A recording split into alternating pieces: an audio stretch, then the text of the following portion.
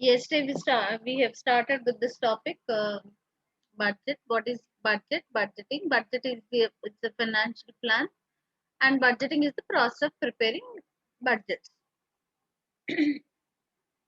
Why is that there is a need for preparing budgets? So that's the first thing what we will look into. What is the purpose of preparing budgets?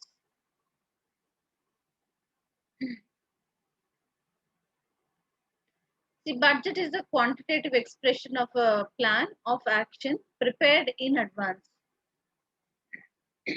Prior to a given period of time in advance, um, this plan is prepared in advance of the period to which it relates. It helps it. So these are the main reasons or the purpose why budgets are prepared. So the first one we see here is planning. So it helps in planning. Then controlling costs,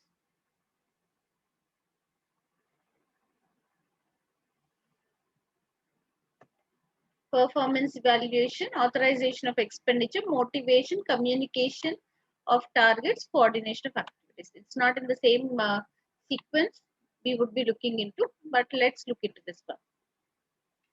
So once there is a plan which is prepared, this plan has to be communicated to everyone who's involved in implementation of the plan.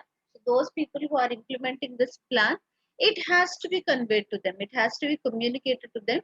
So they understand what is the course of action which they have to take up and then implement the plan. So communication is a very important tool here. That has to be, the plan has to be communicated.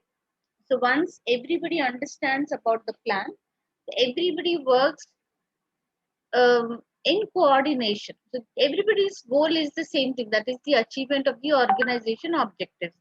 So when they have to be achieved, then all of them work towards the achievement of the same goal. So that's called as goal congruence. So there's a term called as goal congruence. It is, they cannot have multiple objectives. Their objectives, individual objectives, individual department objectives, all of them are about achieving the organization's goals. So with an intention to achieve the organization goals, everybody work towards that and then they work in coordination. Okay, so we see planning, then communicating the communication of this plan to others, then there is coordination among the employees. Then when the plan is implemented, so at that time the plan has to be, the actual implementation will be verified with the plan. So actual and plan will be compared.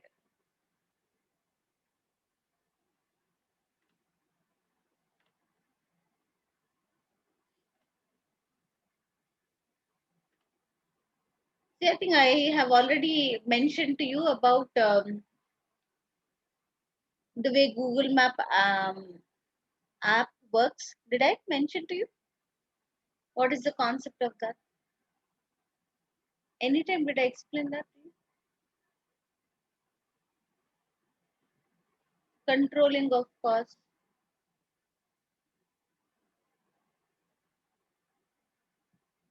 Did I mention that?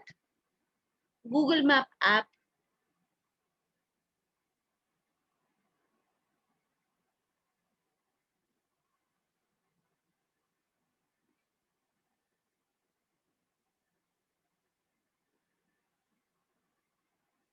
See, how do we, relate this one, this controlling of costs and the other things. Um,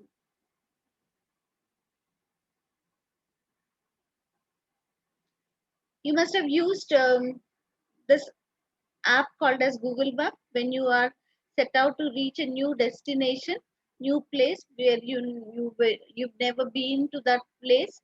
Then you take the help of this particular app called as Google Maps. You mention the destination in that,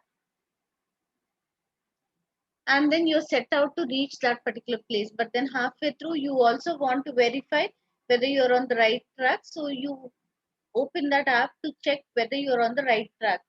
So if you are there on the right track, it is that if you have taken a deviation, then that also will be mentioned that you have taken a wrong route, and this is the best possible way in which you can um, come back and join the right route. I hope you must have experienced this if you have used it. Did you? Did any one of you use this app called as Google Map?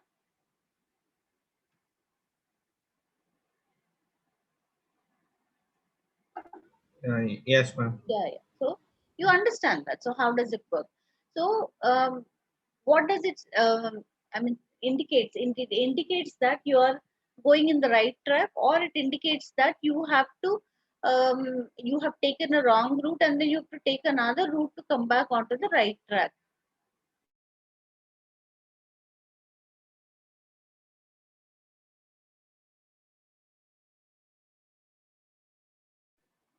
So we can compare this particular the process of preparing budgets and evaluating the performance to what actually happens in Google Map. So you can think about that. Your destination is the achievement of the organization objectives. So after that, the organization objectives have to be achieved, and they're set out in the direction in which they have to move ahead and then achieve the objectives. But then from time to time, they also have to verify whether they are implementing things appropriately. For that reason, what has to be done is they have to compare their actual with the plan. Look into that, whether they are going ahead in the right direction. If it is not the way, if they are not going in the right direction, if the implementation part of it is not appropriate, then it can be identified on comparison, and then measures can be taken to control the deviations. So here in case of budgeting process in an organization, so it gives them a chance to look into what are the deviations they have taken from the plan, from the budget. If there is a deviation from the plan, it will be understood when comparison takes place whether they are in the right direction. If that is not the case, then it also will be understood that they have taken a deviation. So corrective measures are taken. How should they appropriately incur their cost or achieve their targets, etc. So performance evaluation and controlling costs that becomes possible because there is a plan in place. Fine. Then to take decisions, there is a manager who is given the authority to take decision, authorization of expenditure. Then when see there are two types of preparing budgets. We see that budgets which are prepared with the feedback collected from the employees, so they feel motivated. When their performance is measured, they feel motivated because the performance, when it is evaluated, that can attract some awards or rewards or incentives, some kind of bonus or commission that that the employees will be entitled to. So that also becomes a motivating factor. So two stages we see that there would be motivation if at the time of preparing budgets their input is collected, their feedback is collected, and then that is incorporated into the budgets. They feel motivated. They also feel motivated on evaluation of their performance so that they can be earning some rewards on account of their performance. So these are the purposes of budgeting. I mean, you present it in the order, whichever order you feel you can express these points. Just present that and then talk about what are the main reasons why budgets are prepared, purpose, what are the um, objectives behind preparing budgets. So that's the point here.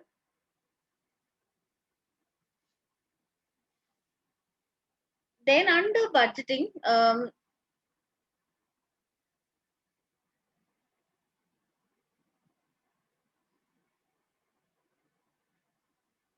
just highlighting here. There are behavioral aspects about preparation of budgets. So one type of budget is just now I was mentioning to you about participative style of budget. Budgeting could be participative style. If it is not participative style, what other thing can be there? Other aspect of it would be authoritative style. If it is not participative style, it is authoritative style. So what is participative style? See, when budgets are prepared, the feedback from various levels of management, people employed at various levels of the organization, their their input is collected, feedback is collected from them, because they are the ones who implement that. So they understand whether it is possible to be implemented or not, what are the difficulties at the time of implementation. So such kind of feedback is collected, then appropriately there is a plan which is finalized, and then that is communicated. So we see that that's a participative style of budget. What what are the way in which budget can be prepared? See, the top management can prepare that, communicate the budget to the others in the organization, and then just wind it up. Now, the employees in the organization, they take the plan and they just implement that. So here, no way that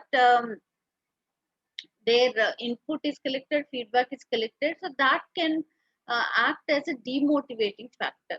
So they feel that their opinion doesn't matter to the top management, so they do not feel motivated to work. But authoritative style also has an advantage, that it is simple and easy to prepare, and simple and easy to implement, prepare and implement that budget in an organization. So we see participative style of budget. Okay, participative style of budget is motivating, because those who are involved in implementation, they understand the feasibility, the difficulties, everything. So that is communicated, so those six are also taken into consideration when plans are finalized. So that acts as a motivating factor. Then they are entitled to receive a reward or incentive on achieving the targets. Right. But the topic here is about what are the behavioral aspects. Okay. Just in a short while, we'll revisit this page. What are the behavioral aspects? Let me discuss little more about budgeting.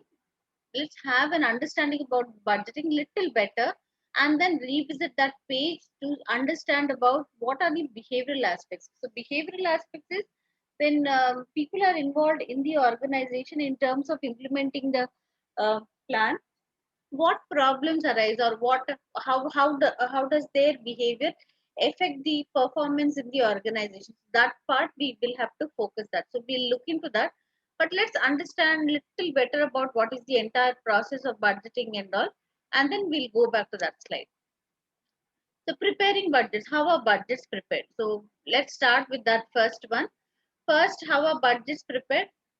When the organization is established, so there is a basic purpose why the organization is established, so we call that to be as mission. Once it is published, it is called as mission statement. So we have looked into that part also. So the very basic reason why the organization is established, the purpose is mentioned in mission. So set the mission. To achieve that mission, to achieve that basic purpose, they have to have objectives, objectives of achieving this particular purpose. So identify what are the objectives. These objectives, if they have to be achieved, understand what are the alternative courses of action. How can they achieve that? That's the basic point. How is it possible? What alternatives do they have?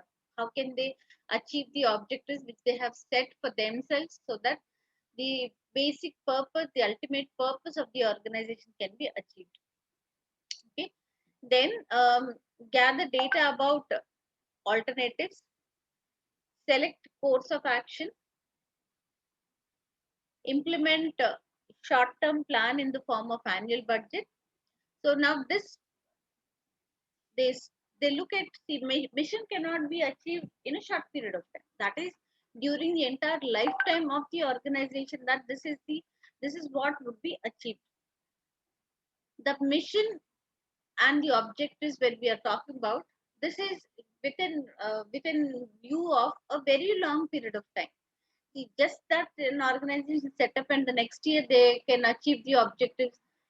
I don't think that is the basic purpose. See, to achieve something, time is also one important factor. To be called as a company in the 100 top companies. So, can that be possible? Is that possible to be achieved in a short period of time, in 1 year, 2 years? So that is not possible. That is one something which is kind of unimaginable. So it is not um,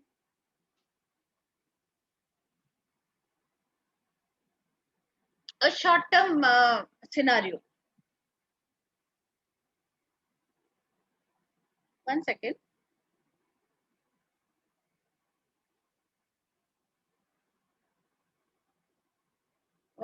Just a second.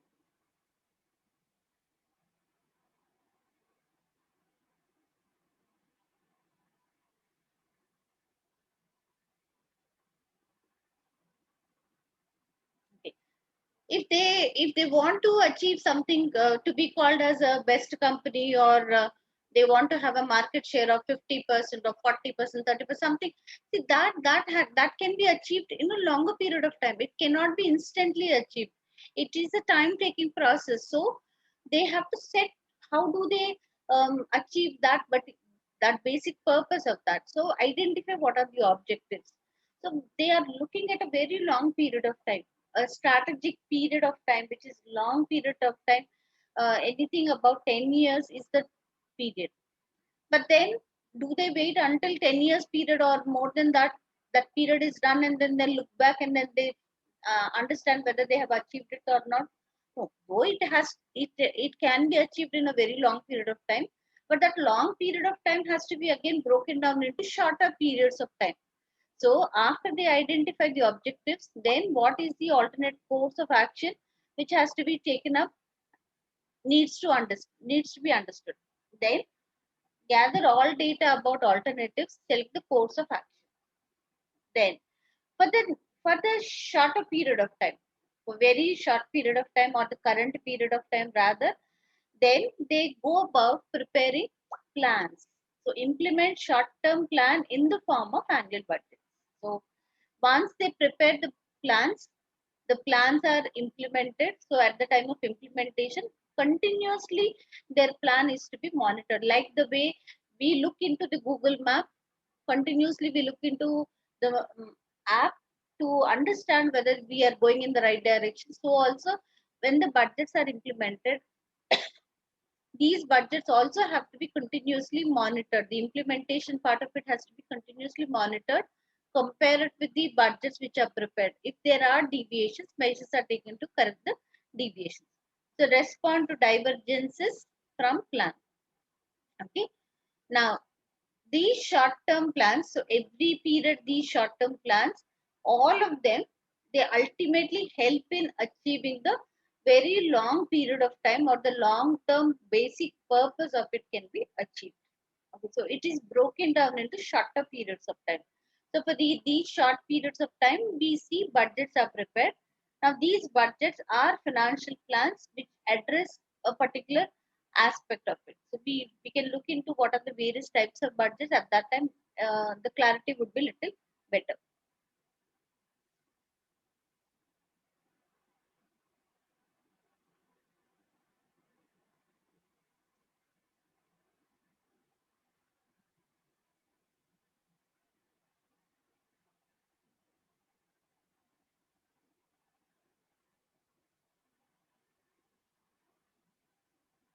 I'll take you to a word file. Let's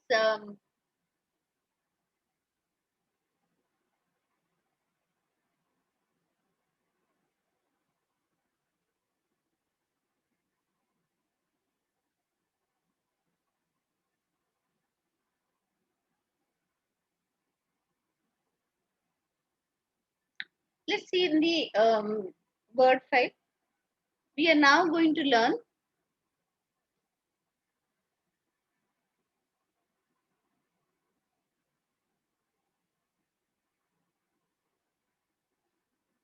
There is something called as a master budget, which is prepared. I hope you are able to see the word file on the screen. So a master budget is prepared. What is master budget? It is not in itself a budget, but this is a comprehensive budget which includes many sub budgets. So all the budgets together, when we accumulate them and then we consolidate or we um, bring it together, then we call that to be as a master budget. Master budget is divided into two types.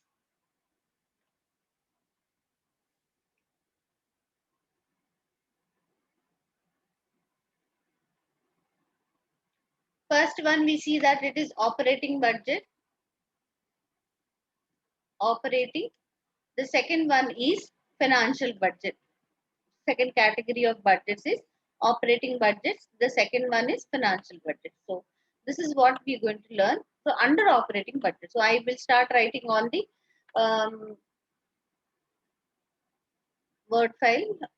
I want you also to make a note of whatever we are writing there in the word file. So for the sake of convenience, I am writing it. So the typing purpose of it, it would be easy. So I'm writing it in word file.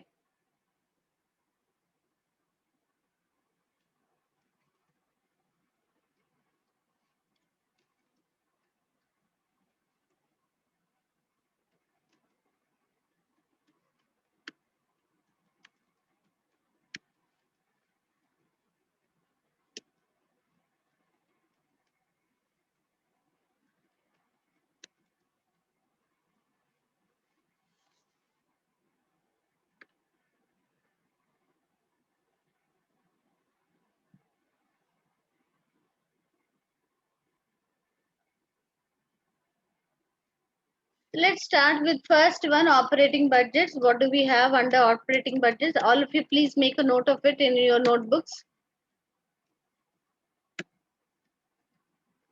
Under operating budgets, we start with the first one.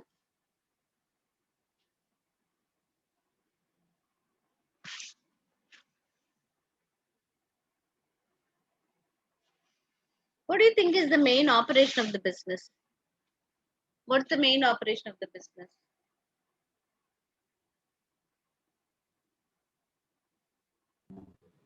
Earn profit.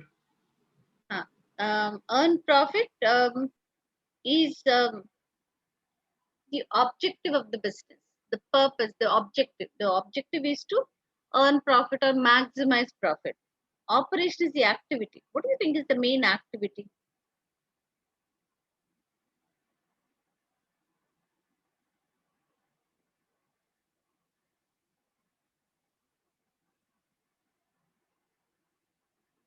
The main activity of the business is, in case of a manufacturing business, just we've learned so much about it. The main operation is buying and selling. They are involved in buying and selling. So that's the main activity which they take up. So buying and selling is, they, what do they buy? They buy raw material, buying, and convert this to finished goods. So this finished goods, raw material gets converted to finished goods. After finished goods, then they are sold. So raw material is bought. We see purchases take place.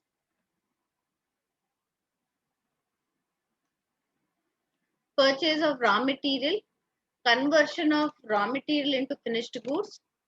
So buying and selling involves in between. We also see that conversion takes place. That is, raw material gets converted into finished goods.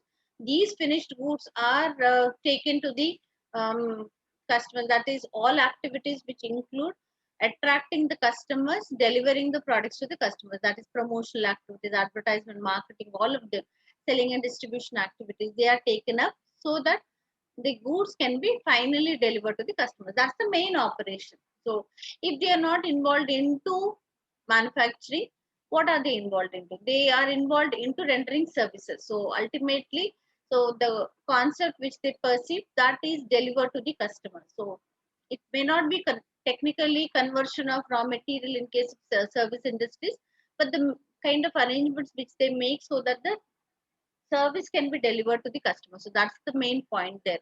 So we see that The main operation for a manufacturing business is buying and selling. So they buy raw material and they convert that into finished goods. These finished goods are sold to the customer. So that is the main operation.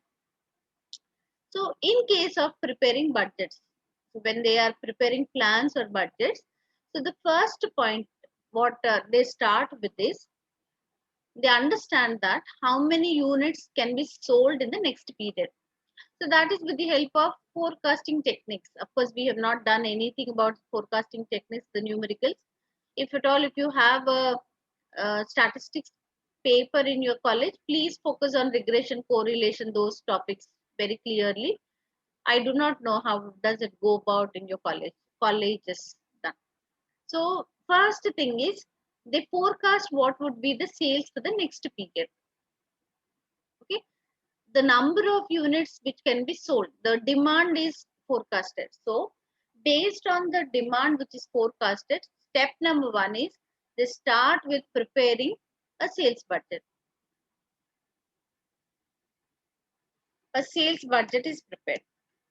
But if we understand what is sales, what is sales? Sales is equal to, simple thing is the number of units to be sold, units to be sold.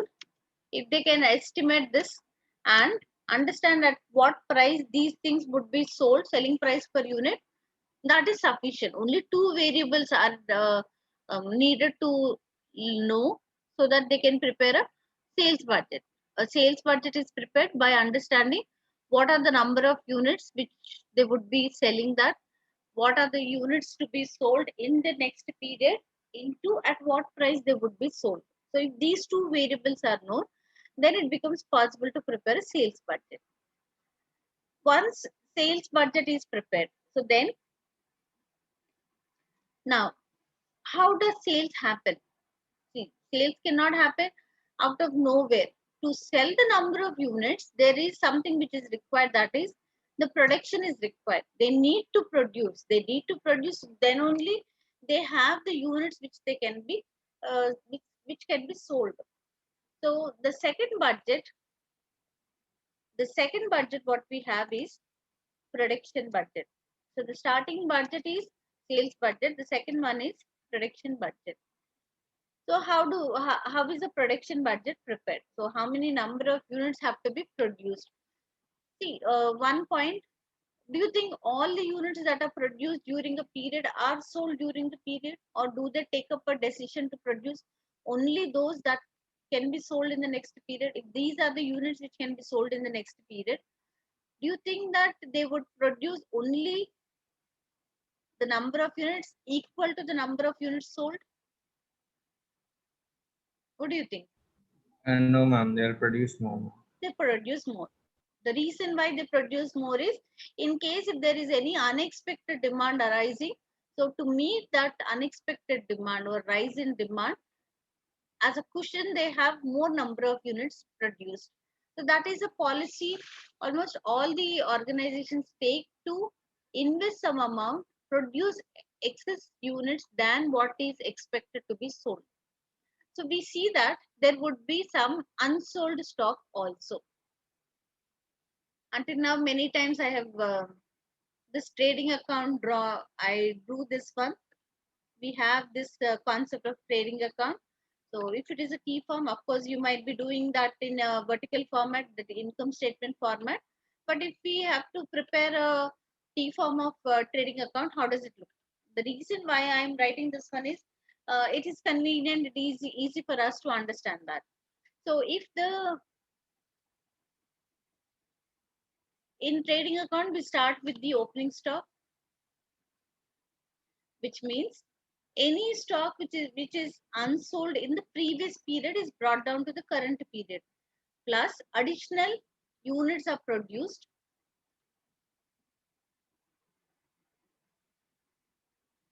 then these are the total units which are available.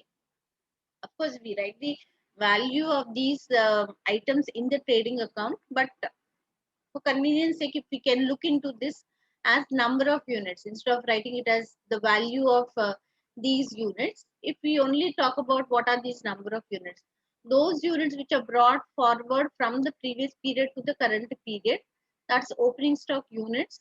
Additional units which are produced, we would have that on the debit side. On the credit side, when these units are available, a part of it is sold, then the other part of it which they could not sell, that is unsold stock, or we also call that as closing stock. Either it is unsold stock or closing stock. So this is an equation what we can write.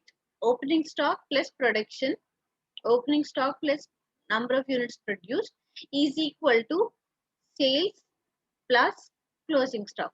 Then you might say that what about gross profit? Because sales is at a value higher than cost. That higher value is the gross profit. Of course, sales, in the sales, we are not talking about the sales value, but we are talking about the number of units. Everything is in terms of number of units. So that's why as of now, gross profit in units is not a concept. So we are just equating these two things. What are they? On one side, we have opening stock plus the production unit, produced units. So that's one set. Another set, we have sold units and unsold units. Okay. If that equation is framed, now what have we to find out? We have to find out the number of units to be produced. So let's see.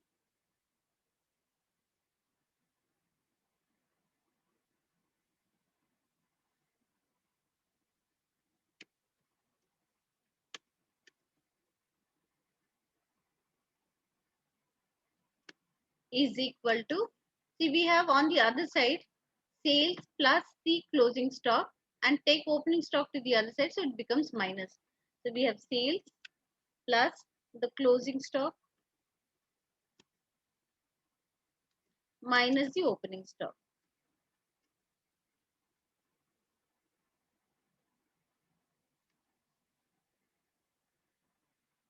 Remember this equation. So if the production is taken up, how can they produce that? To produce the number of units, what is required? Raw material is required. So they need to purchase raw material. Then labor cost has to be paid, because that has to be converted into finished goods. So they have to spend on labor cost. Then anything which is not material or labor, and then if it is not directly identifiable, then that is called as overhead. So we see that we would have a material budget prepared, material, or we call it as purchases budget. How many units of material has to be purchased? What is the cost of material? Then we see what is the labor cost. So what is the direct labor budget? Then we have overheads budget. So let's start with materials budget or purchases budget.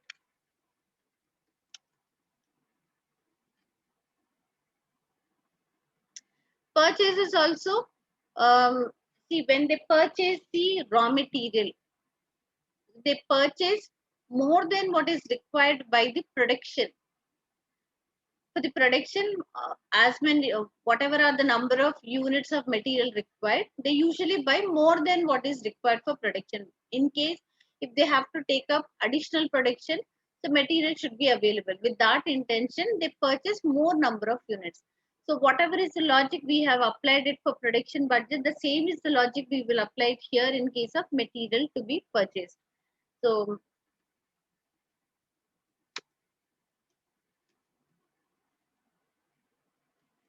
is equal to, here the base will be production units required for production.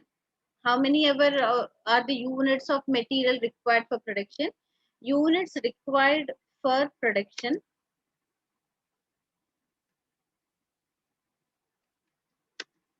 plus the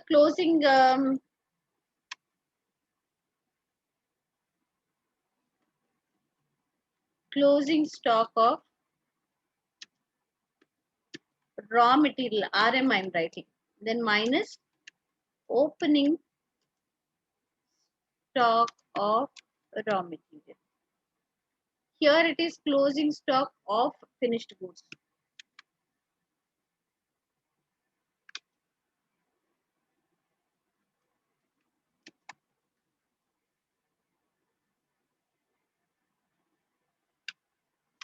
Then we have labor budget. Labor budget is also easy to prepare. Cost of labor is equal to how many number of hours did the labor work, the workers work. So number of hours into rate per hour.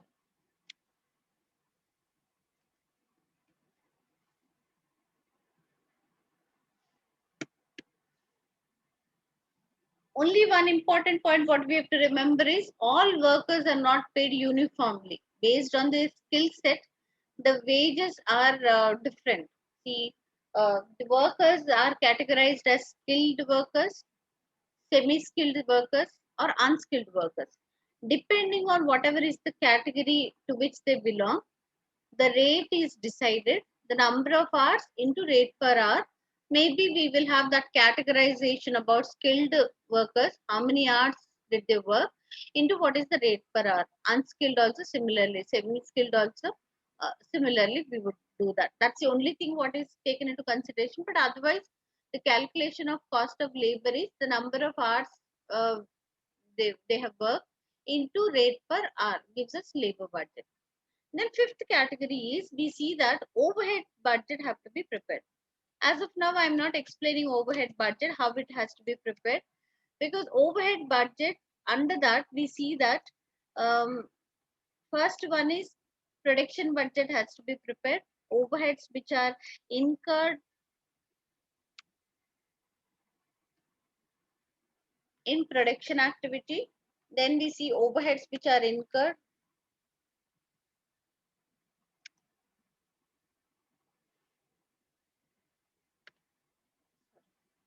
This is production overheads. Production or manufacturing overheads. Administrative overheads. Then we see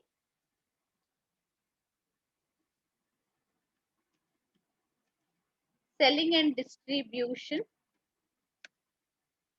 overheads.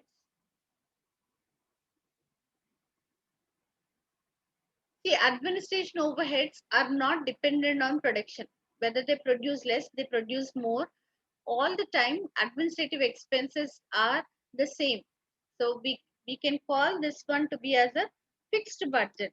Every year, because periodically, every period it's the same rent they would pay, same salaries to the employees would be paid. See, is there any connection of these expenses to what is going on in the factory with the production? No, nothing. So basically, this is fixed in nature. This is a fixed cost. Nothing is needed for us to estimate that.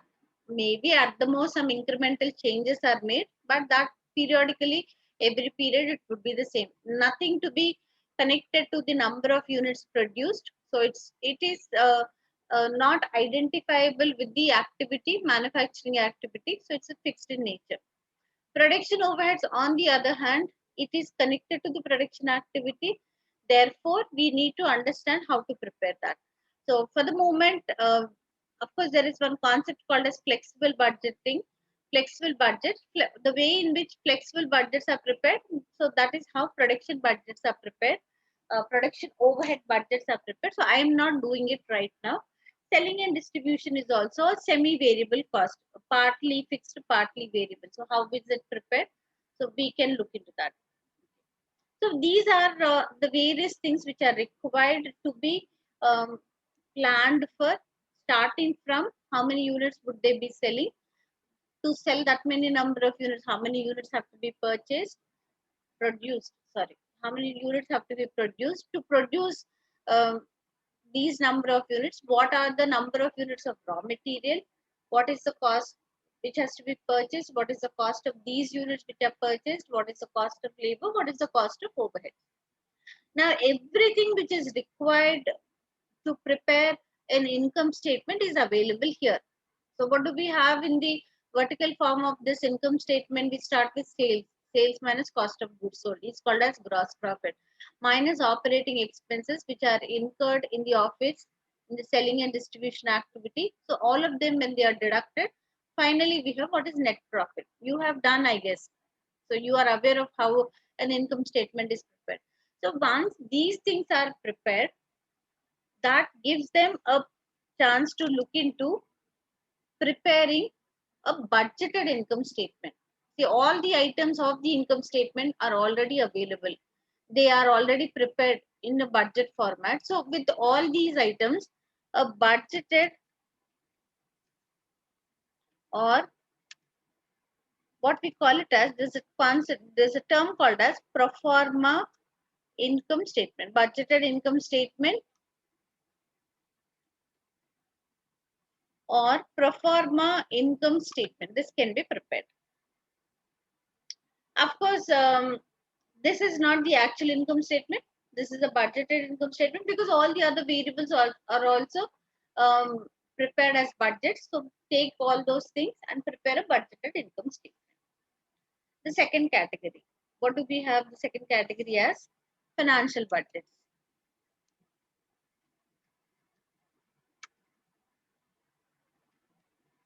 Under financial budgets, the first one is capital budget. How much capital is required to be raised and invested? Capital budgets. Capital budgets is the next topic. After budgeting, we have a topic called as capital budgeting. So we'll look into how capital budgets are prepared in that chapter. Right now, we will not look into that. Another one is cash budget. So till now, from the operating budgets and these two financial budgets, it becomes possible to prepare a budgeted balance sheet. What do we have under balance sheet? We have on the asset side cash. Then we see accounts receivable or sundry debtors, what we call it as. Then see, when they sell that, if they sell it on credit basis, accounts receivable arises. When they purchase material, inventory is available. Unsold um, raw material or not used for production or unsold finished goods, these things are inventory. So we have inventory. Then any short-term investments which are made, that can be known. How did they use their funds? Then if they purchased assets so that that can be used in production, administration, anywhere. So assets details are known. Then we see what are the liabilities which are raised. See, the funds which are raised, the capital which is raised can be known from the capital budget. Then the availability of cash can be known from cash budget. I will explain to you how cash budget is prepared because there are three sections in that. Right now, I will not start with that, but once we come to the point of cash budget, I will explain how cash budgets are prepared. So we get to understand all the aspects of balance sheet. So it becomes possible to prepare a pro forma balance sheet or a budgeted balance sheet. And finally, a pro forma cash flow statement also can be prepared. Theoretically, this is the concept about what are the budgets. We are going back to the PPT and then continue there and then take a few questions to work out in the class as well. So let's go back to the PPT. What are the functional budgets? The functional budgets, we see that first we start with sales budget, then based on that production budget, material budget, the number of units of material, the cost of material, then labor budget, then overhead budgets. So these are all the budgets which are prepared under the category called as operational budgets. So one by one, we will have to take up. Under financial budgets, one is capital budget, and then second one is cash budget. Fine. Then budgetary control. Um, First, let's do some numerical questions. Too much of theory also. We'll do certain numerical questions from the examination kit, take it up, and then get back to again the PPT because one more slide we've left in the beginning. So let's take up that one also and then work it out.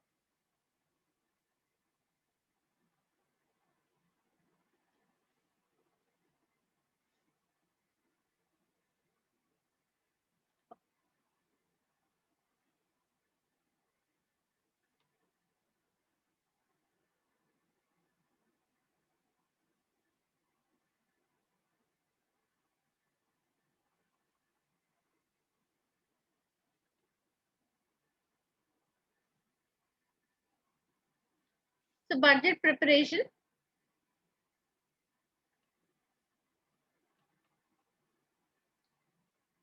See, for each case, one question I will do. First one, 278. A business is preparing its.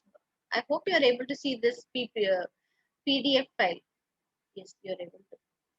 First question. A business is preparing its production budget for the year ahead for product A998. It is estimated that 10,000 units of this can be sold in the year, and the opening inventory is currently 14,000 units. The inventory level is to be reduced by 40% by the end of the year. How many units of A998 need to be produced? So production budget. So let's take this one, go to the Excel file and then work it out.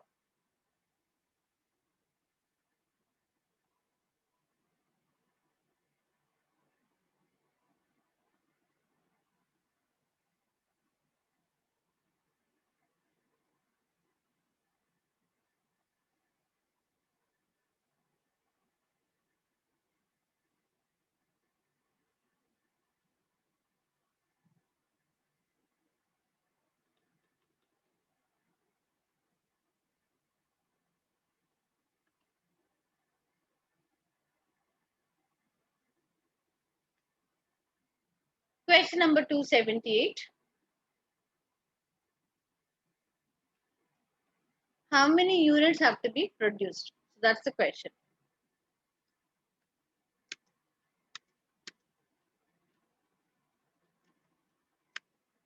The equation starts with sales plus closing inventory minus opening inventory.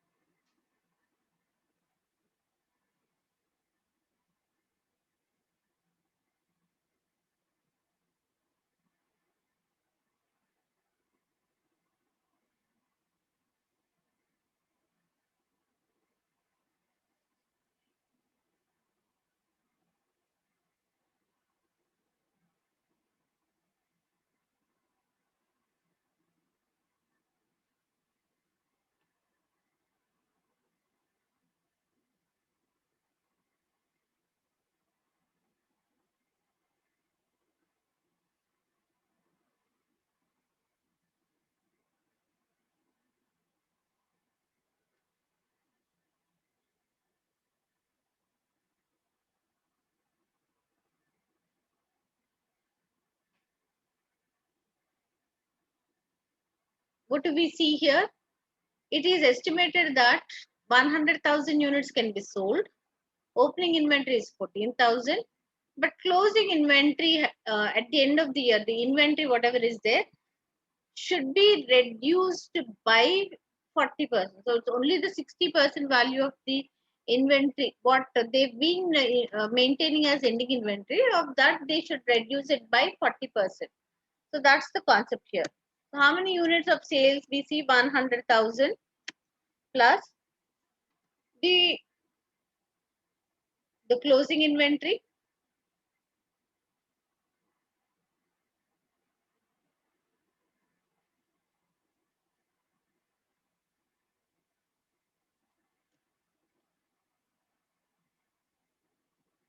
It should be reduced by 40%. So only 60% has to be maintained as closing inventory. What does it mean by that? See, every period they have been maintaining some closing inventory. So the last period also they have maintained some closing inventory. So that was brought to the current period as opening inventory. So whatever is that inventory, of that minus 40%. So if we minus 40%, it is only 60% of it which is remaining. The opening inventory, we see that it is 14,000 into only 60% has to be maintained, 0.6. 60% is 0.6. Minus opening inventory is complete 14,000. So just check that.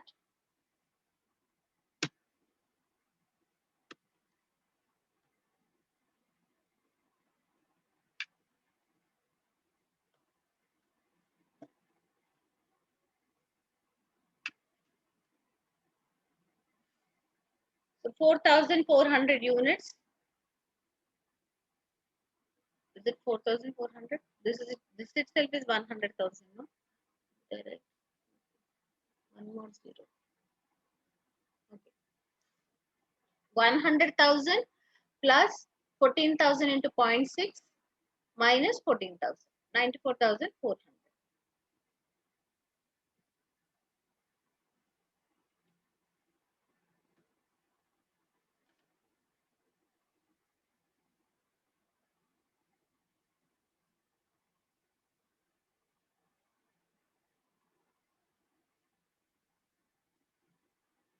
Then we have next question, question number 280.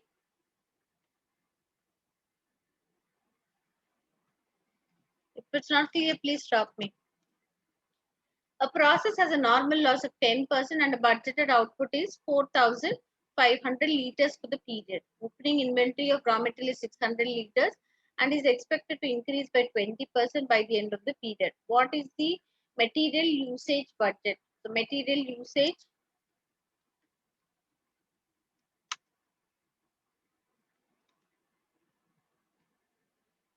if this is what has to be calculated. A process has a normal loss of 10% and budgeted output is 4,500 liters for the period. After that, opening inventory of raw material is 600 liters and that is expected to increase by 20% for the closing inventory. So we see the output is there, then we have the opening inventory 600 is there, closing inventory is given as a percentage increase but than the opening inventory. So all the three variables are there. Apart from that, we also see that there is something called as normal loss. Normal loss is 10%. Since we've already learned about normal loss, the concept of normal loss, a process has a normal loss of 10% and the budgeted output is 4,500 liters. See, after using the material, it is lost. That's a different thing. Usage part of it. But initially, that was used. After using, a part of it is lost. That's a different thing. So, how much was used? Usage. How much was used? See, if this is what we are trying to find out, we can explain this as um,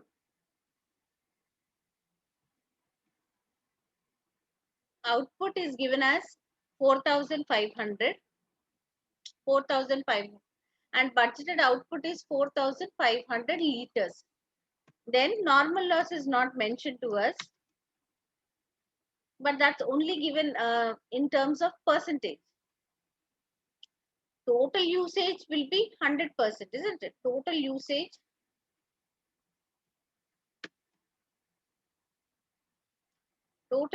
is 100% of material is used. Out of the 10% is lost. When 10% is lost, then the final output would be only 90%. If 90% is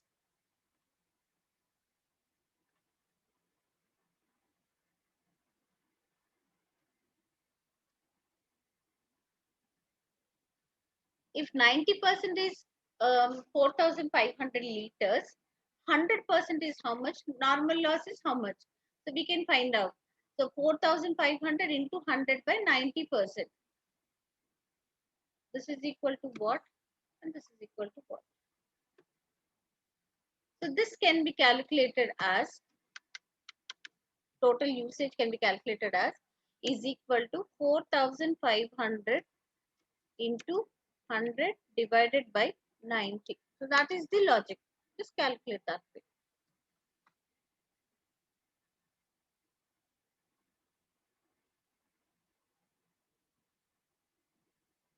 5,000 liters.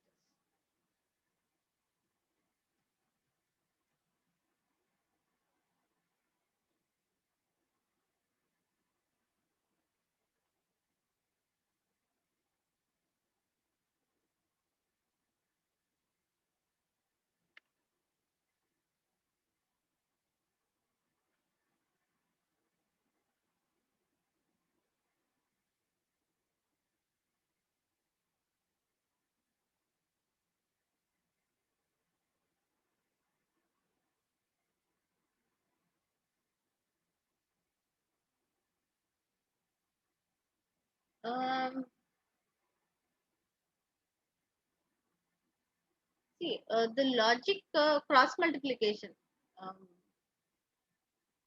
Sanjeev, see, it is not into 90 by 100, but it is into 100 by 90. Cross multiplication, no? So we use cross multiplication.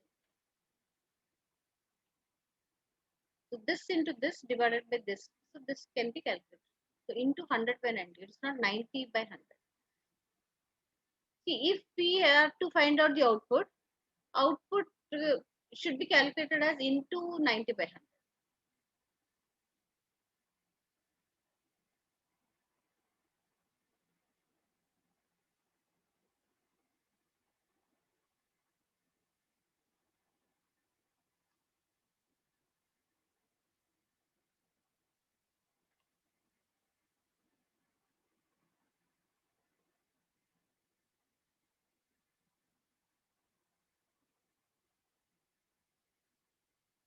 A company has a budget for two products A and B as follows. Product A, product B. We have the sales in terms of units 2000 and 4500. Production is also given in units 1750 and 5000. Labor, we have two categories of labor, skilled labor and unskilled labor. Skilled labor are paid at the rate of $10 per hour, and the requirement of skilled labor for producing product A is 2 hours per unit and 2 hours per unit for product B also. Coming to unskilled labor, who are paid at the rate of $7 per hour, 3 hours is the requirement per unit and 4 hours is the requirement per unit for product B. What is the budgeted cost of unskilled labor for the period? Let's prepare it for both skilled and unskilled. So we see that the um, the number of sales units are given and the number of production units are also given. Two categories are there, skilled labor and then unskilled labor.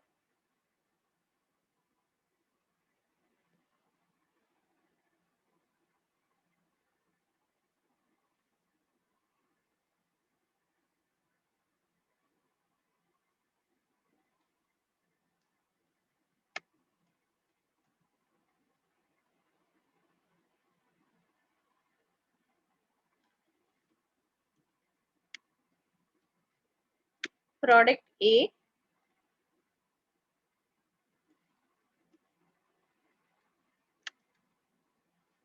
we will also write the calculation so that it's easy for you to understand.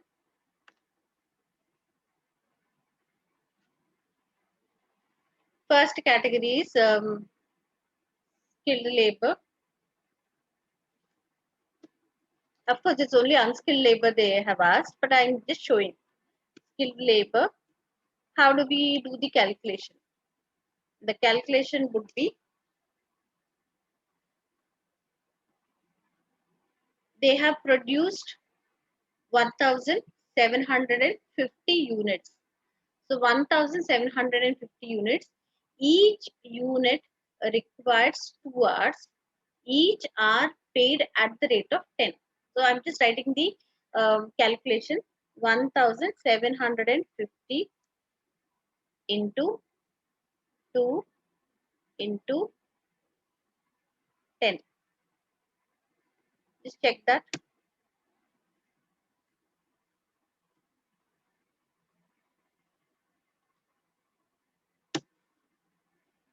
For product B, what's the calculation for product B? So we see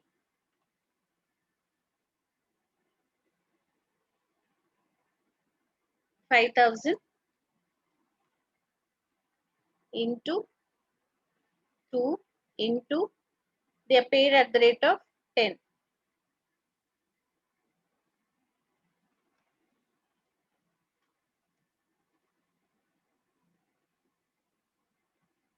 Then write the unskilled labor.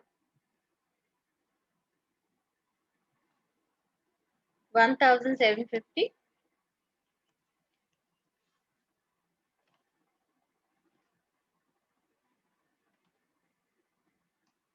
1750 into 3 and paid at the rate of 7.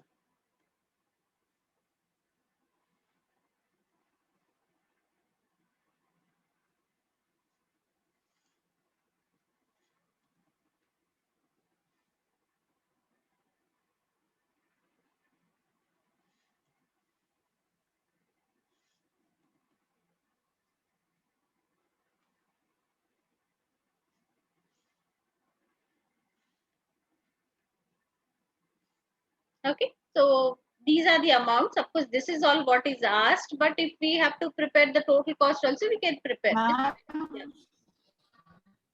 What happened? 5,000 into 4 for unskilled labor. Okay, Ma'am. okay. This is good. Thank you.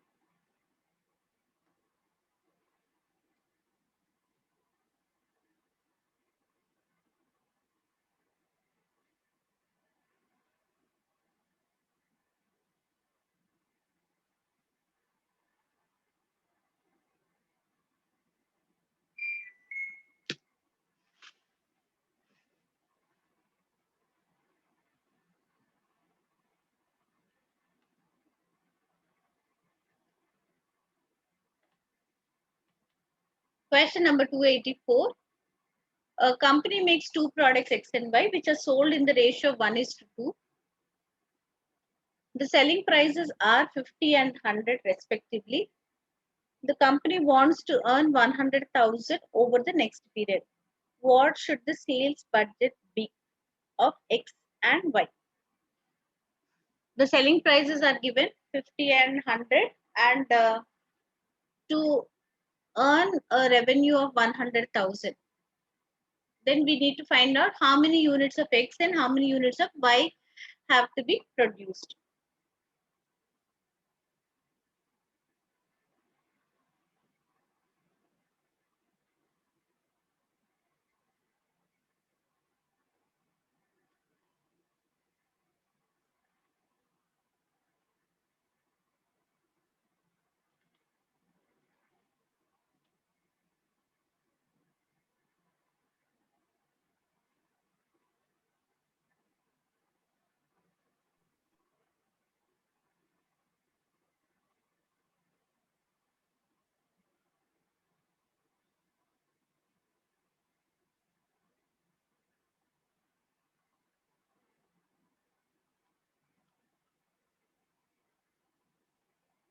So the total number of units, whatever are the units, we do not know. The total number of units which are produced, they want to produce in the ratio of 1:2.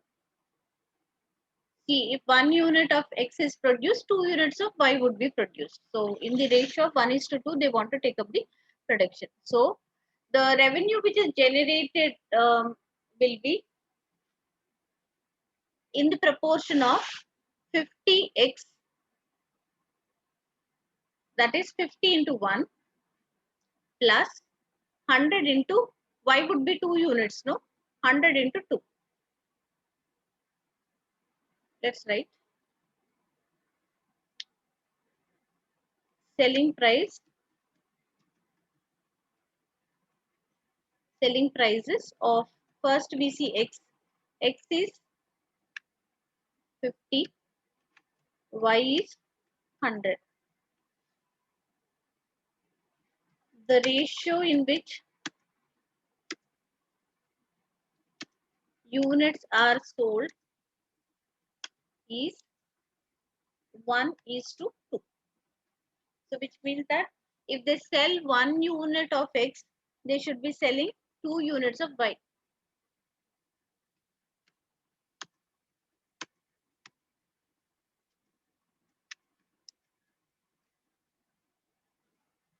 If that's the case, then we see that what is the revenue which is generated, the sales value which is generated will be in the proportion of sales generated.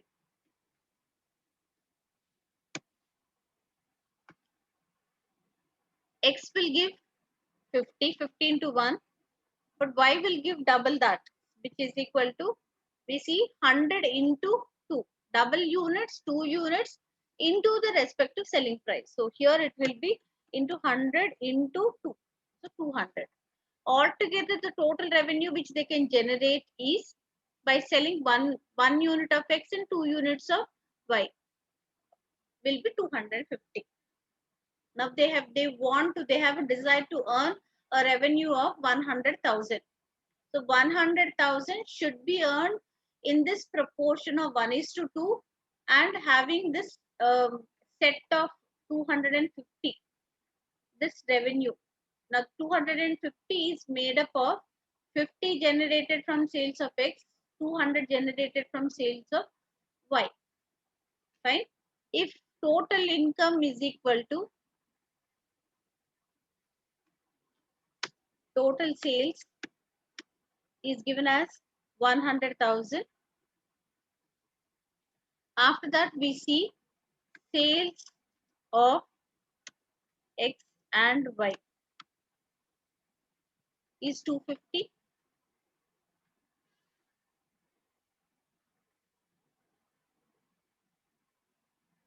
So if total sales is 100,000, sales of X and Y is given as that is the sales amount contributed by X and Y is 250. So total number of units which need to be um, sold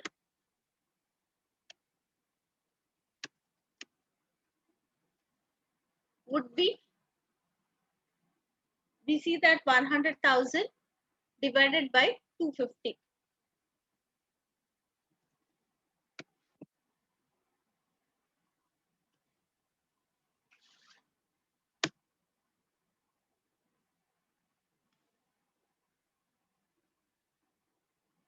But these 400 units, okay,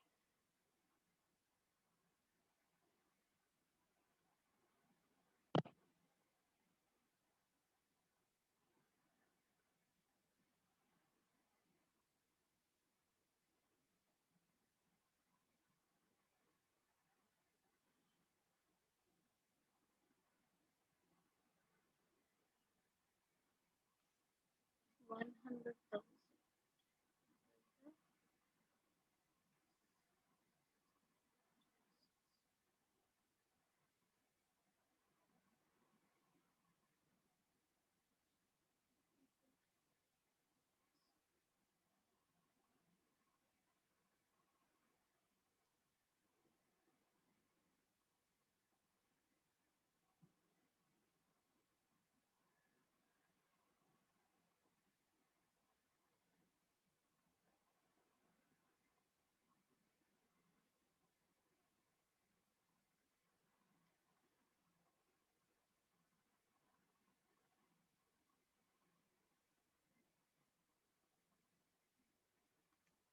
They want to earn 100,000 over the next period.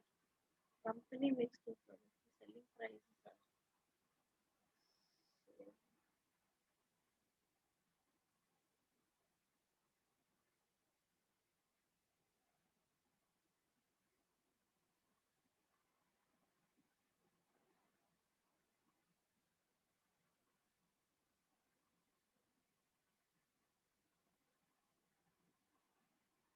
options are not there.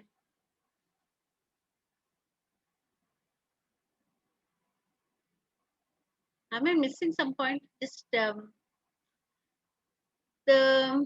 selling prices are 50, 100. The proportion is given. So the revenue generated would be 50, 200. So 250. 250 if it is taken as one lot.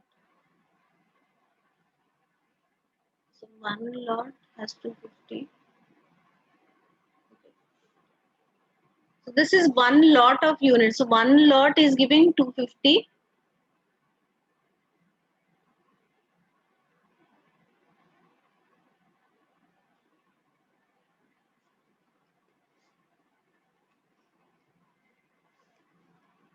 We need to how many lots of material?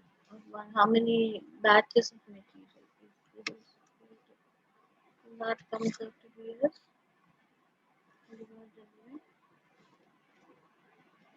so one set has 400 units.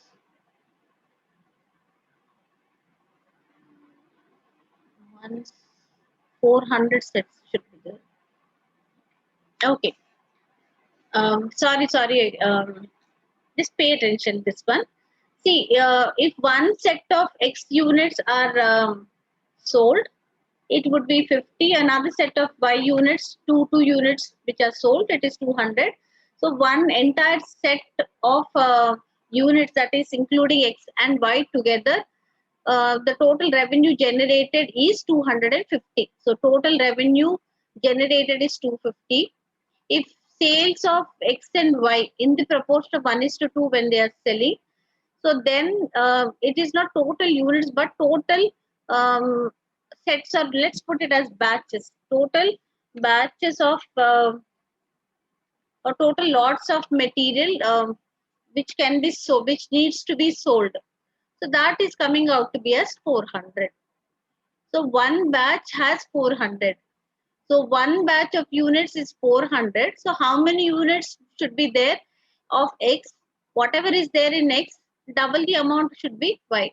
So one batch, if it is generating 250, so 400 such sets should be there. 400 is basically made up of 1:2 proportion. So one proportion, if it is 400, double the proportion, it should be 800.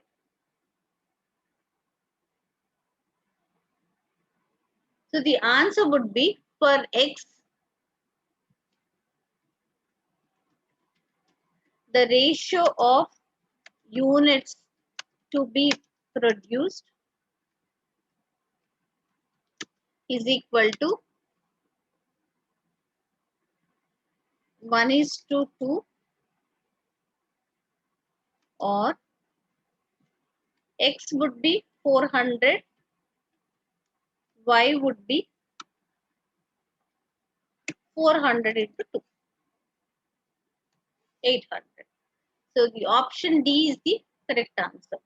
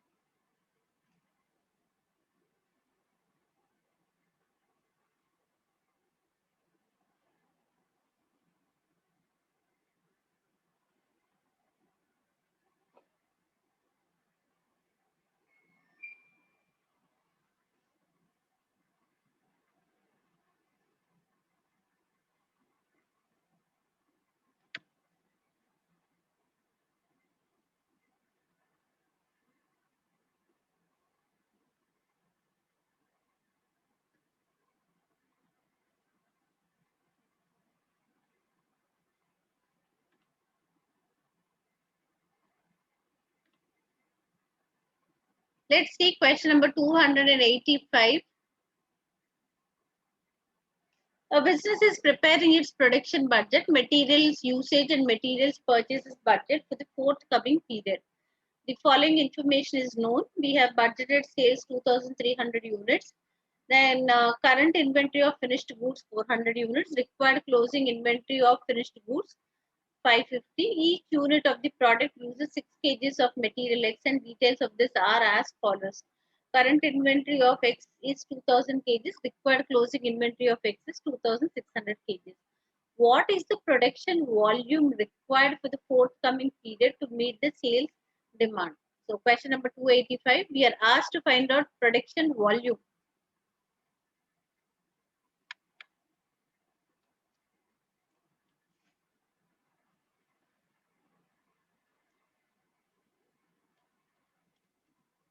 We already have the equation. Production is equal to sales plus closing inventory.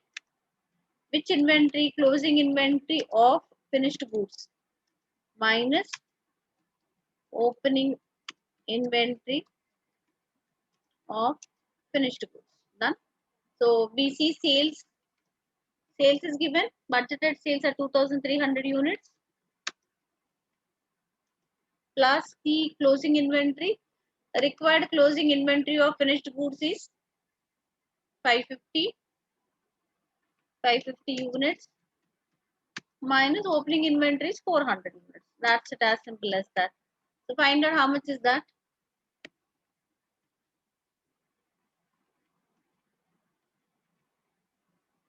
Okay, 2,450 units.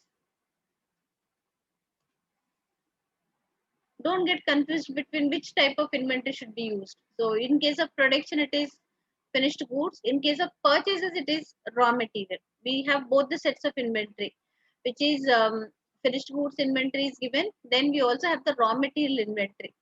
Each product uses 6 kgs of material, opening inventory of raw material, closing inventory of raw material. Don't get confused which type of inventory has to be used. It is always the um, finished goods inventory in case of production, but in case of purchase, it is raw material inventory.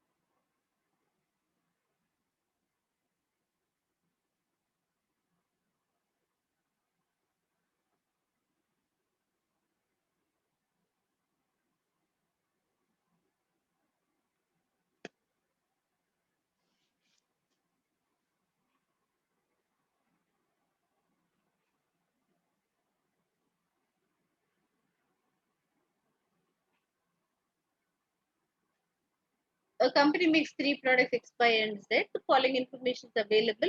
Budgeted production, mesh nards per unit. Variable overheads are calculated as 2.30 per mesh nard. Fixed overheads are calculated at 0.75 per mesh nard.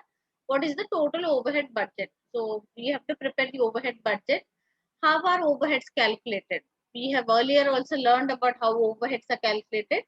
They are calculated based on, I said most of the time it is calculated based on labor hours. But here we see that they are calculated based on mesh nards. So those details are given. There are 3 products. So for each of these 3 products, let's just list out what are the things which are given and then calculate the overheads. So there are 3 products, X, Y, and then Z.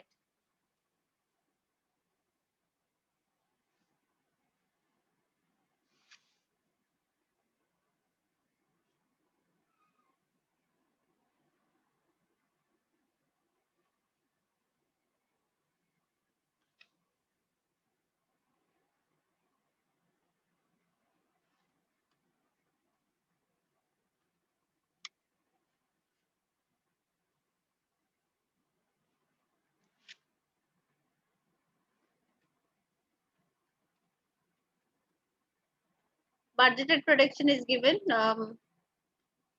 200, 400, 300.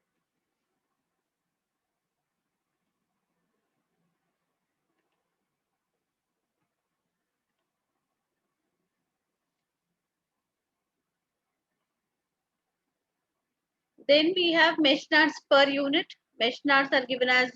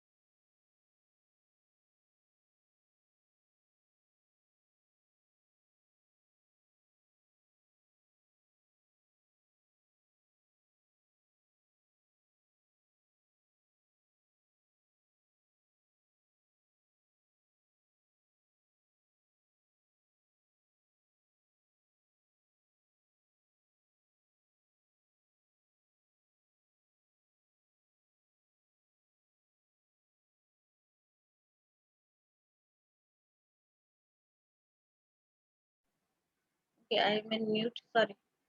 See, overhead rate is given as 2.30 per mesh hour. For all of them, it's the same thing. So what we can have it is, we can have one total thing which is calculated.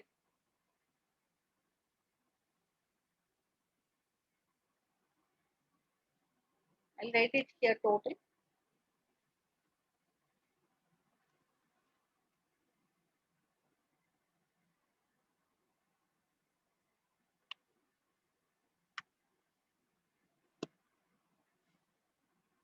It's 4,000 hours. So if we have to calculate the overhead cost, variable overheads,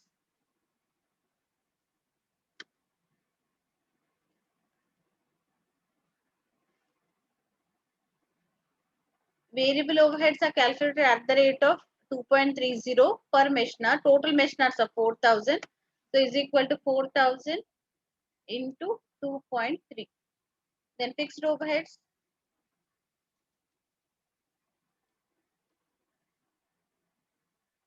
that's total mesh hours into the rate is 0.75.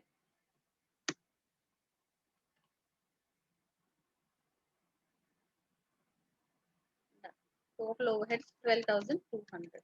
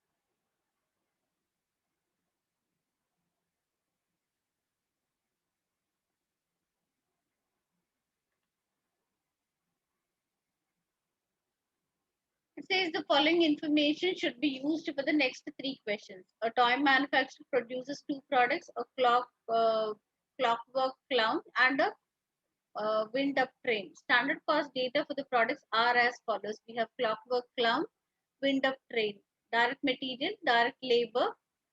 Rates are given $5 per kg for material, $8 per hour for labor. Then we have budgeted sales 450, 550. Budgeted inventories are given, finished goods, and then raw material also, opening and closing is given. Then after that, what is the total material usage budget? So let's start with question number 287.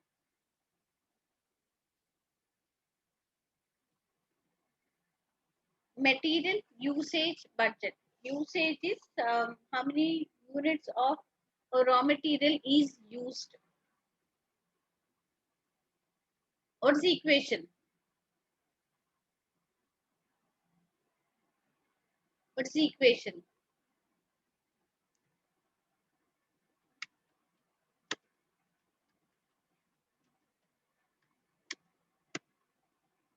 Usage part of it, when we have to do the usage part of it, we need to know how much material is used in production. So number of units of production.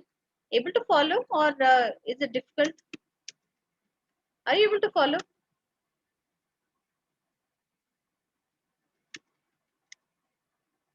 Please respond.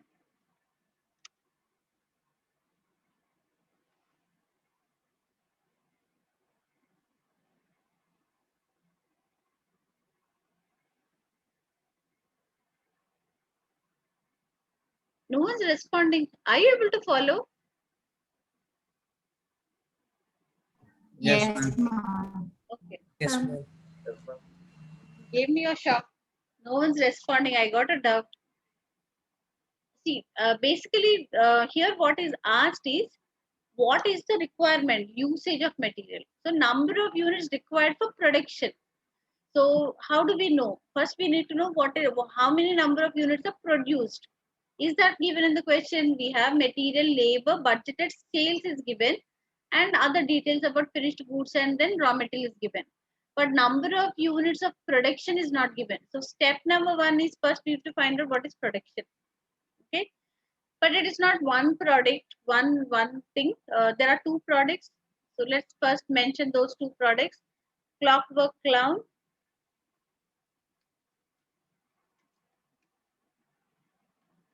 The second one is Wind Up Train.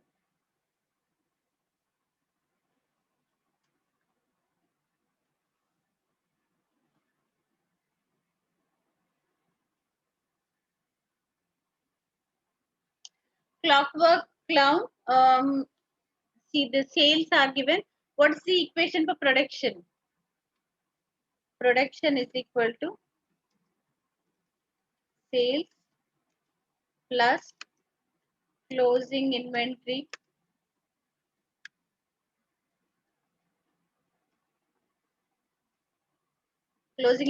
of finished goods plus opening inventory of finished goods. So that's the equation. First, we have sales units to mention 450, then 550 here. After that, we need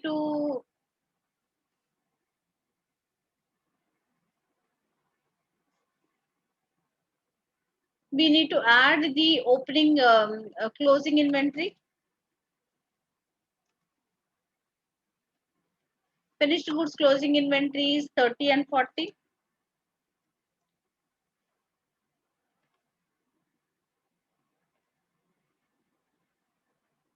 Then we have opening inventory,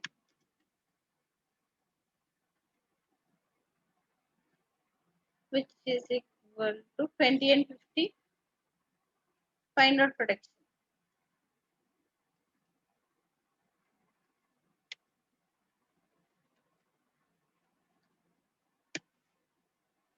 $450 plus 30 minus 20.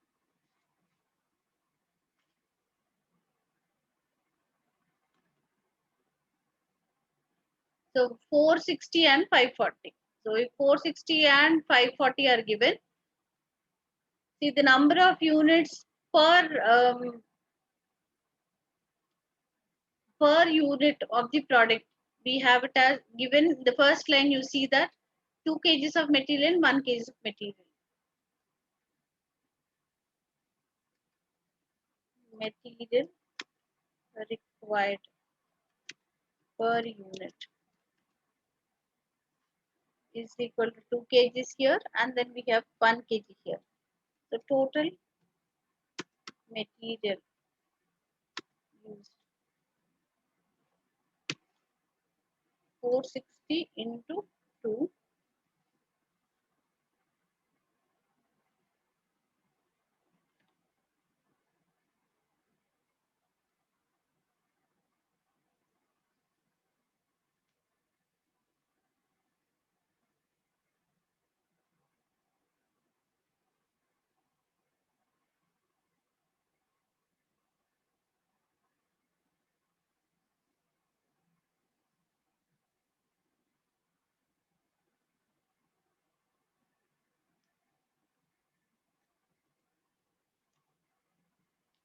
(1,460 kgs of material.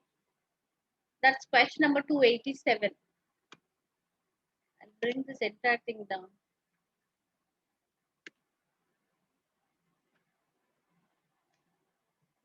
287. Answer is 1,460 kgs. Then we see what is the total direct material Purchases budget 288.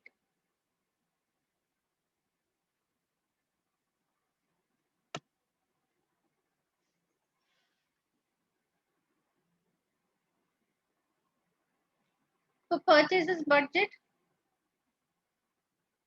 the equation is similar to the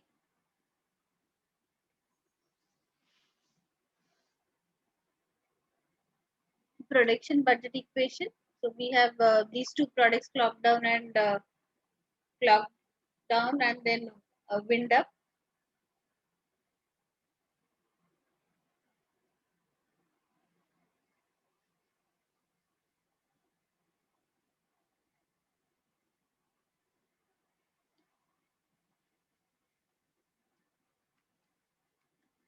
Purchase units of purchase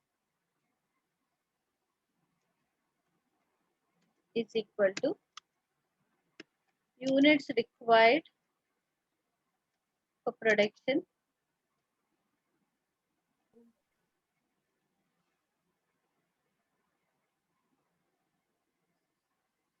plus closing inventory of raw material minus opening inventory of raw material.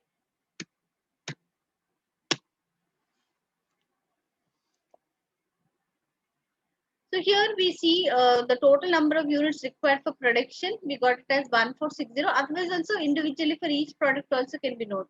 But the point about raw material is it's given as a total raw material, opening inventory, closing inventory.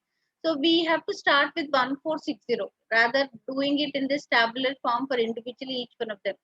Had they given that individually for each product how much is the opening inventory, closing inventory, we would have proceeded in this particular equation format separately for each of these products.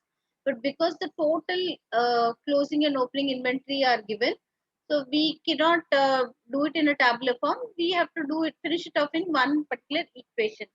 So we see that is equal to the total requirement is 1460 units plus the closing inventory is 60 kgs minus the opening inventory is 50 kgs.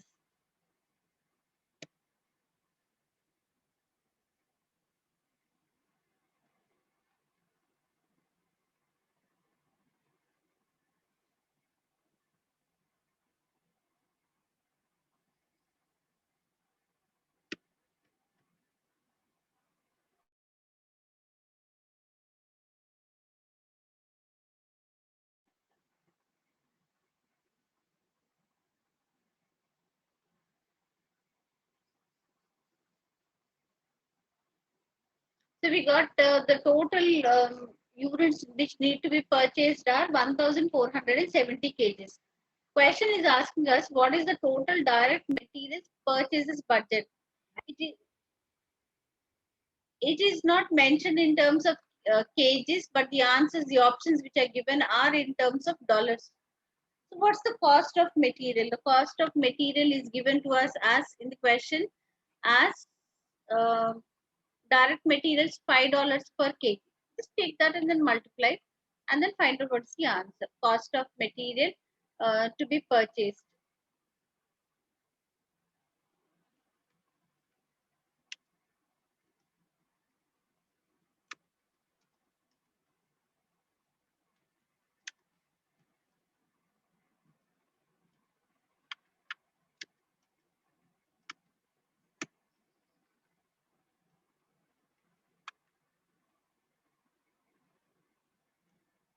Okay.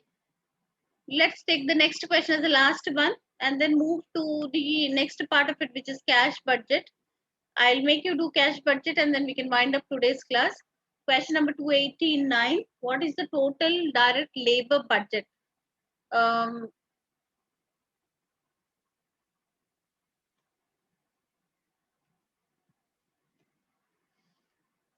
What details do we have? Total direct labor budget. Let's look at what is the what are the details.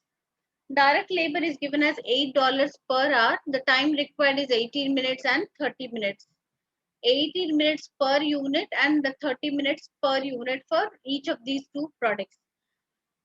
And then for 1 unit, if that is the case, we also have the total number of units which are produced. We calculated the number of units which are produced. Take the number of units produced, find out what is the time required, multiply that, calculate the time required, multiply it into cost. That's it. So labor cost is labor hours into rate per hour. That is the equation for labor budget. So if that is the case, see the number of units which are produced. These are sales, but we have calculated the produced units here. This is the one. So we have the number of units produced as 460 and 540. So take that. 18 minutes, 30 minutes.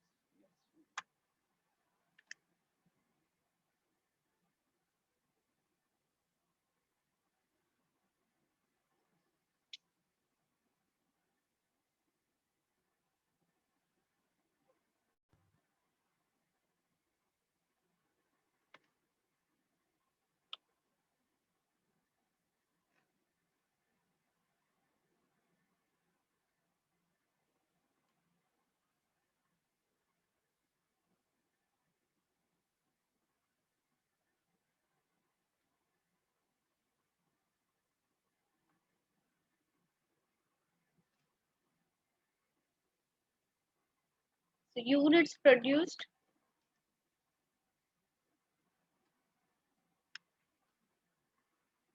460 and 540.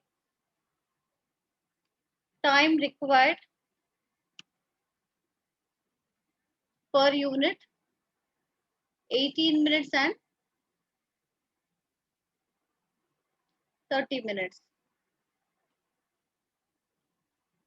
18 minutes, then we have just 30 minutes.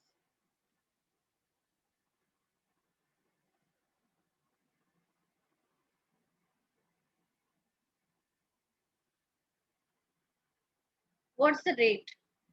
The direct labor hour rate is given as $8 per hour. These are minutes. $8 per hour. Rate is $8 per hour. These are given as minutes, 18 minutes and 30 minutes. So just convert that into hours because rate is given as per hour. So time required also should be taken as the number of hours. So here we can make this as is equal to 18 divided by 60. That gives us how many number of hours. So here also we can take this one as 30 divided by 60. So that talks about number of hours. Why are we doing it for hours? Because the rate is given as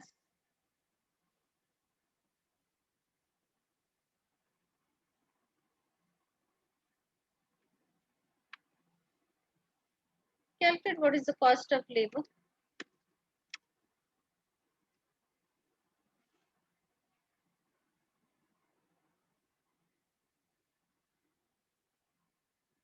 Is equal to 460 into 0.3 into 5.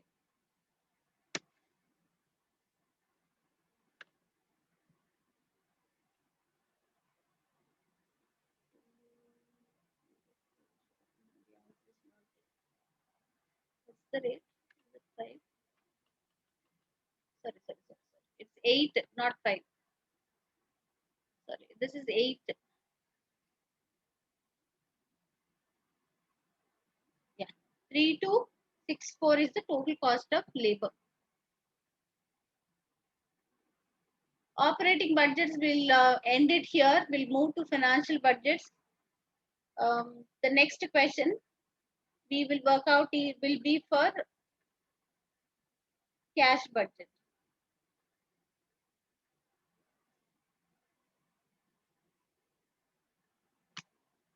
Let's see what does it mean by cash budget. First, let's understand what is a cash budget.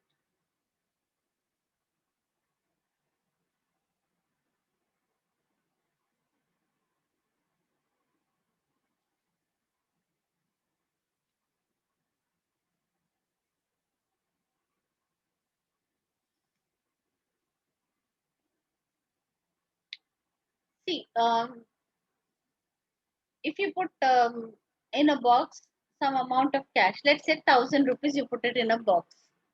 Open it after 1 year. Will 1,000 increase? Will 1,000 increase? If nothing happens, it will be intact as it is, as 1,000 only. That would not increase. So cash, when it is kept idle, it does not give any returns. So one important point.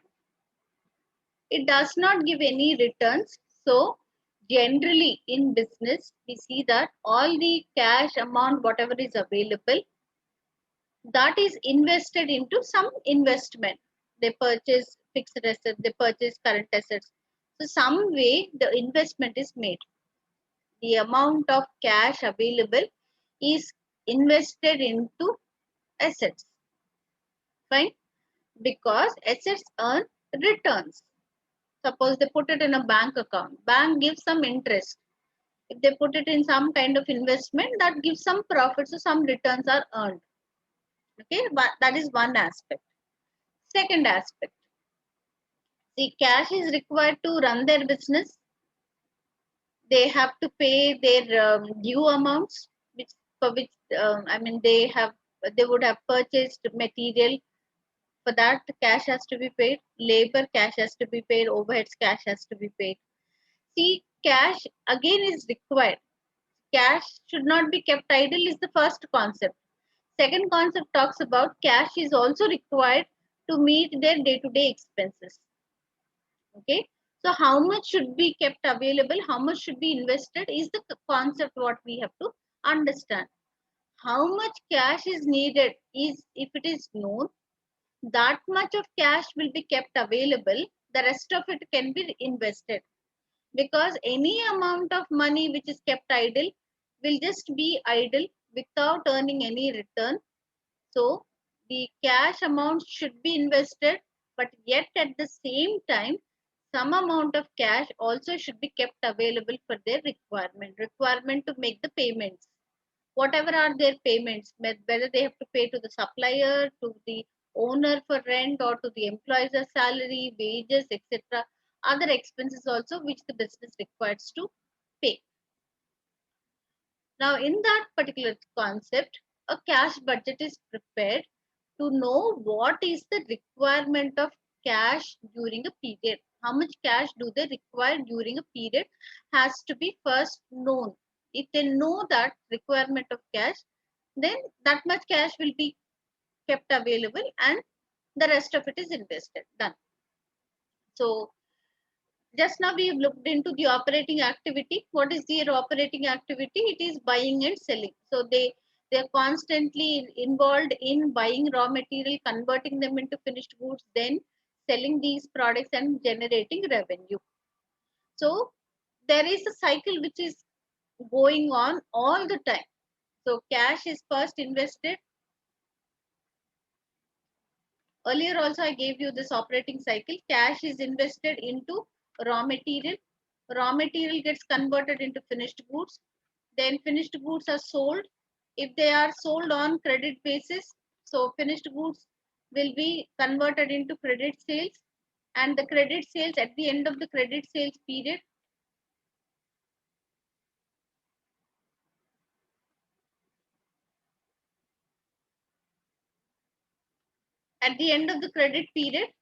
the amount is received from the customers. Credit sales, we also call it as accounts receivable or sundry debtors, and at the end of the period, cash is received. So this is an operating cycle which keeps happening all the time.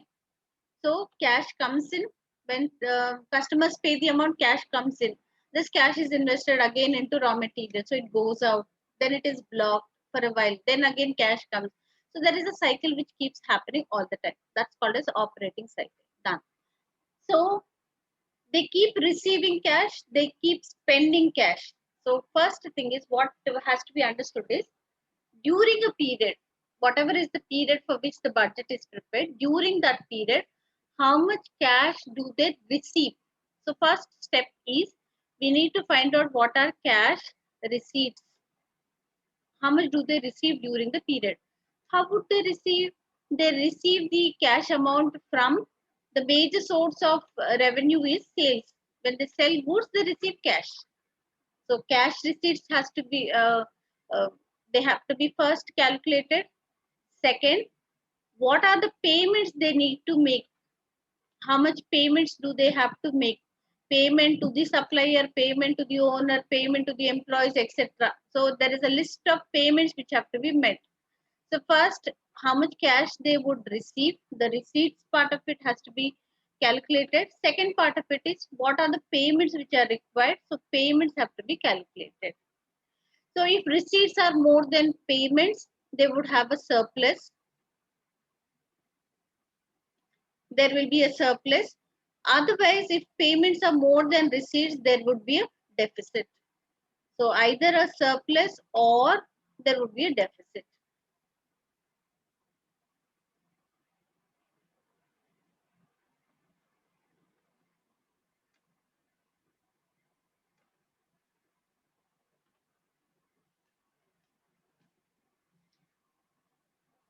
Based on if there is surplus, they are safe. If there is too much of surplus, a part of it can be invested.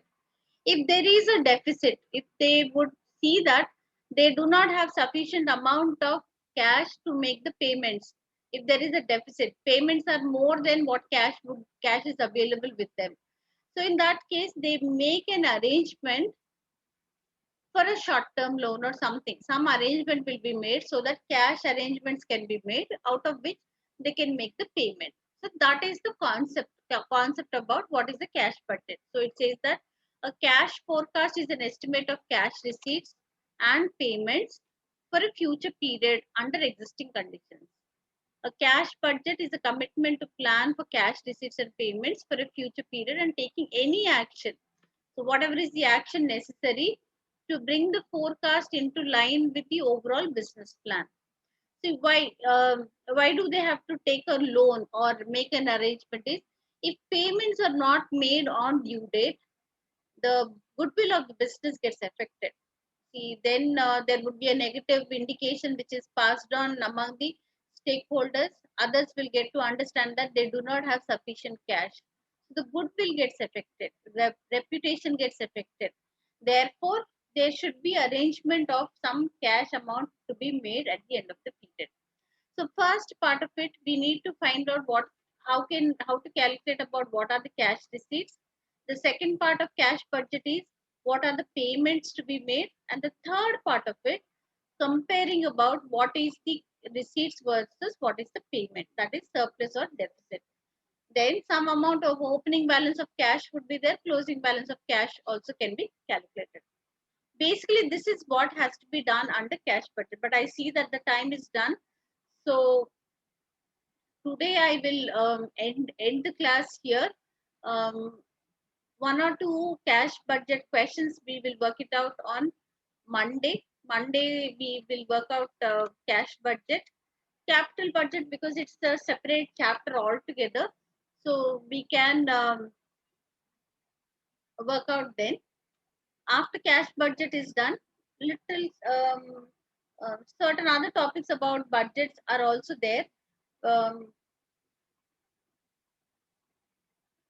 what is the concept of budgetary control, flexible fixed budget, budget variances. So little more than what we would be doing after cash budget. We will finish that and then go to the next chapter called as capital budgeting. So the next class we can finish capital budgeting also. Any doubts? Of course, I've taken you through the budgeting concept on a fast pace, extremely fast pace.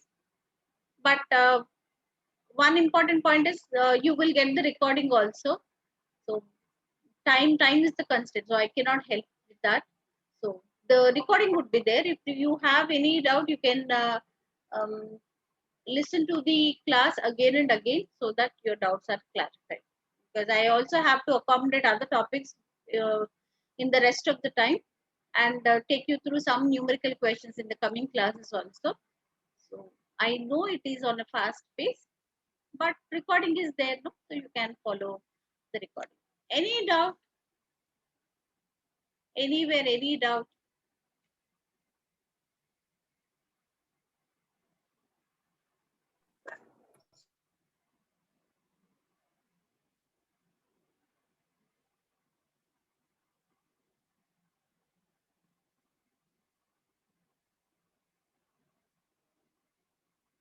Okay, then let's end the class here. We are meeting again on Monday, isn't it?